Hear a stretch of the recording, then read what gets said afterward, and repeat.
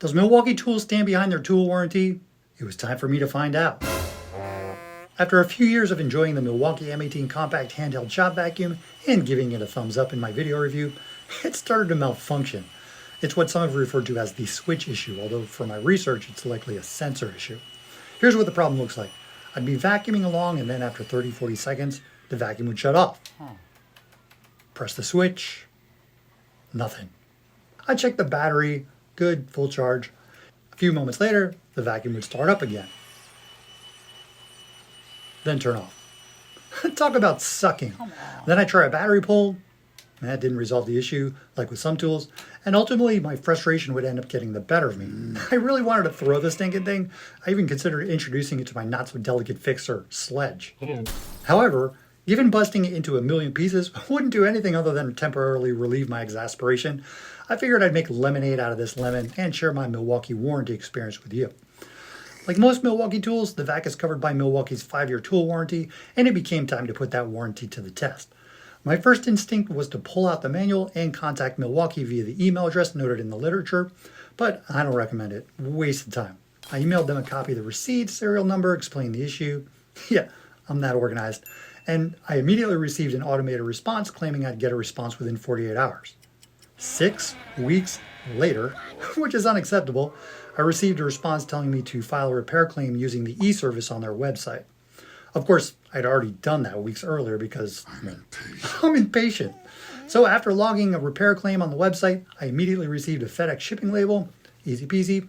I removed the vac's filter, detailed the vac so they wouldn't think I hit it with a sledgehammer, put it in a box, one of those boxes we all have around the house, and dropped it at a FedEx location just as they were closing for the evening. Yeah, it was a bit of a hassle, but that's how it's done. 4 days later, I received an email notifying me that they'd received the package, and 6 days later, an email let me know that the tool was being evaluated. Oddly, later that day, I received an email with a FedEx tracking number, and the next day, the vac shipped from Greenville, Indiana. The following day, the vac arrived, and as I suspected, it wasn't my vac. They just sent me an entirely new one with everything. And that's not a bad thing because I sucked up an electrical staple with my old vac and put a small hole in the hose. So here's something interesting. While unpacking the new vacuum, I noticed that's a word my kid would say.